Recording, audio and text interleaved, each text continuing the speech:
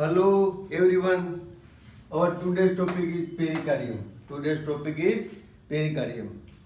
Pericardium is a fibroserous sac which includes the heart and the root of the great vessel. Pericardium is a fibroserous sac which includes the heart and the root of the great vessels. Great vessel means ascending aorta, pulmonary trunk, superior vena cava, inferior vena cava, and 4 pulmonary veins. Again, ascending aorta, pulmonary trunk, superior vena cava, inferior vena cava, and 4 pulmonary veins. They are known as the great vessels.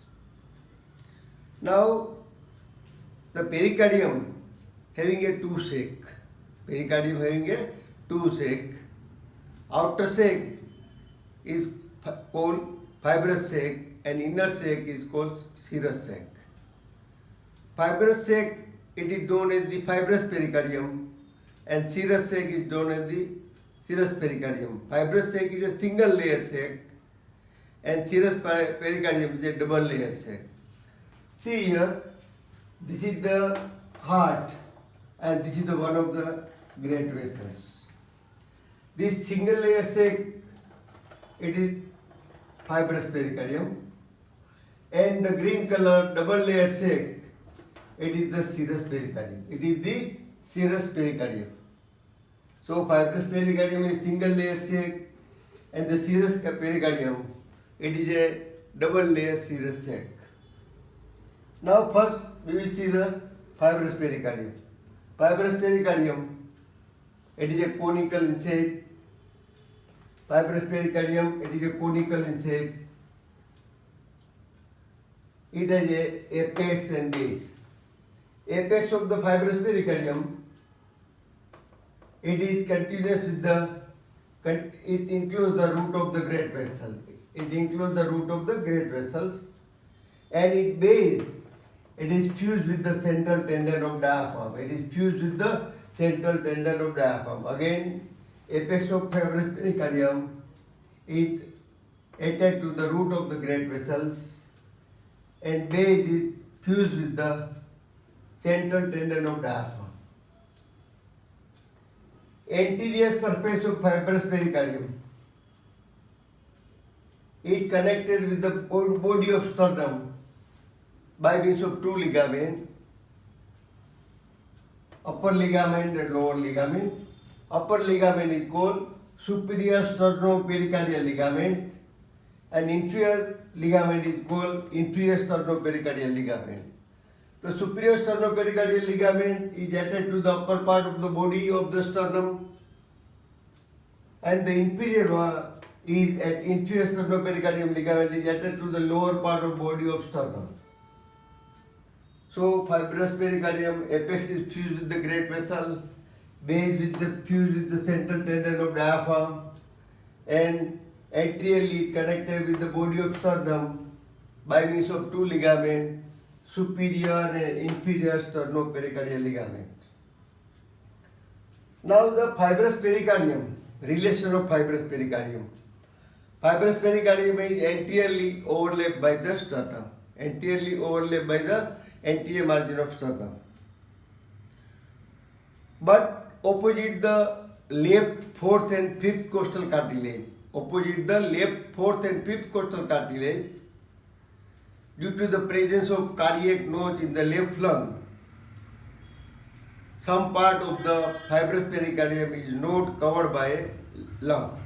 Due to the presence of cardiac notch, some part of the fibrous pericardium is not covered by lung, and that is why this part of the pericardium which is not covered by the lung, it is called area of superficial cardiac dullness. It is called area of superficial cardiac dullness.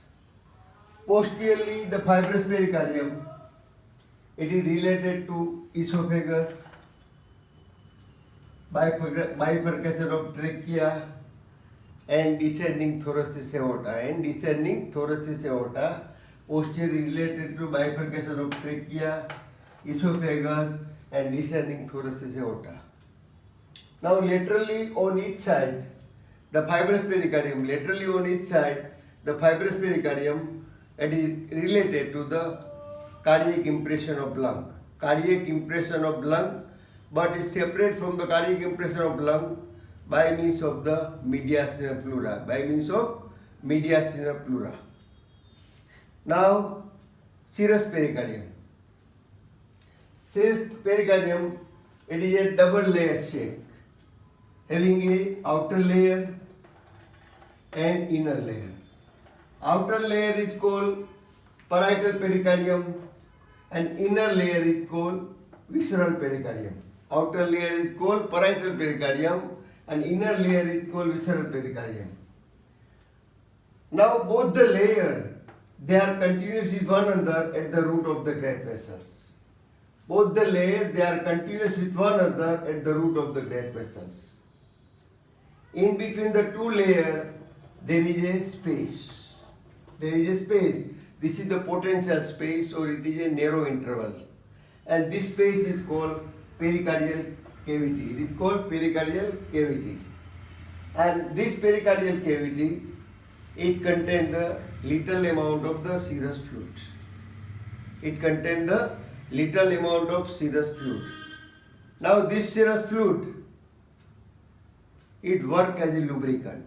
This serous fluid, it works as a lubricant and prevent the friction between the two parietal layer and visceral layer during the movement of the heart. During the movement of heart, friction between the parietal and visceral layer, it is minimized by lubricant present or serous fluid present in the pericardial cavity. Now, parietal layer, it covers the inner surface of the fibrous pericardium. It covers the inner surface of fibrous pericardium and it is fused with it. Now, inner layer, visceral pericardium, it covers the heart and it intimate relation with the heart. It is intimate relation with the heart. Now, the serous pericardium, during the development, serous pericardium, it forms the two tubes. One tube is called arterial tube, second tube is called venous tube. How these tubes are formed, that you will learn when you study the embryology of the heart. When you study the embryology of the heart. Now, see, this is the pericardial cavity after removing the heart. This is the ascending aorta and this is the pulmonary trunk. This is the ascending aorta and this is the pulmonary trunk, and both the tubes are covered by one tube, and this tube, it is called arterial tube. This tube is called arterial tube. So arterial tube, it connects the ascending aorta and the pulmonary, it covers the ascending aorta and the pulmonary trunk. Now this is the venous tube. See, this is the superior vena cava, this is the inferior vena cava, and these are four pulmonary veins, two on the right side and two on the left side. Now this tube, it covers the four pulmonary veins and both the vena cava, superior and inferior, and this is called venous tube. Now between the arterial tube and the venous tube, here there is a transverse space. Here there is a space. I show the arrow. This space, it is called transverse sinus. This space is called transverse sinus. Now transverse sinus, it is a part of pericardial cavity. It is a part of pericardial cavity. So this tube, transverse sinus, is bounded anteriorly by arterial tube or ascending aorta and the pulmonary trunk. Posteriorly, it is bounded by superior vena cava and the left atrium and the left atrium, because all four pulmonary veins, they are open to the left atrium. So transverse sinus is bounded anteriorly by ascending aorta and pulmonary trunk. Posteriorly, it is bounded by superior vena cava and the left atrium, and it is a part of the pericardial cavity. Now, this is the venous tube. Venous tube is inverted J shape. It is an inverted J shape. Now, this tube connects the four pulmonary veins, to left pulmonary vein, to right pulmonary vein, superior vena cava and inferior vena cava. So, behind the left atrium, there is a space is there, and this space is called oblique sinus. This space is called oblique sinus. Now, oblique sinus, it is bounded on the left side by two left pulmonary veins. On the right side, it is bounded by right pulmonary vein, inferior vena cava and superior vena cava. This space is anteriorly bounded by left atrium, and posteriorly it is bounded by parietal pleura. Again, oblique sinus is bounded anteriorly by left atrium, posteriorly by parietal pericardium. On the left side, it is bounded by two left pulmonary veins. On the right side, it is bounded by right pulmonary vein and inferior vena cava, and it open downward. It is open downward behind the heart, because this oblique sinus, it is situated behind the heart, behind the left atrium, and that is it is open below. Now we come to the artery supply of the pericardium. Fibrous pericardium and parietal pericardium both are supplied by internal thoracic artery, musculophrenic artery, and descending branches from descending thoracic aorta. Again, fibrous pericardium and parietal pericardium, they are supplied by internal thoracic artery, musculophrenic artery, and the branches of descending thoracic aorta. Now, visceral pericardium, it covers the heart, and heart is supplied by coronary artery. So visceral pericardium is also supplied by coronary artery.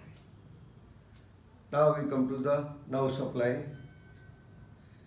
Parietal pericardium and fibrous pericardium and parietal pericardium, they are supplied by phrenic nerve. And root value of phrenic nerve is cervical 3rd, 4th and 5th. Root value is cervical 3rd and 4th. And due to the supply by the spinal nerve, the fibrous pericardium and parietal pericardium, they are pain sensitive.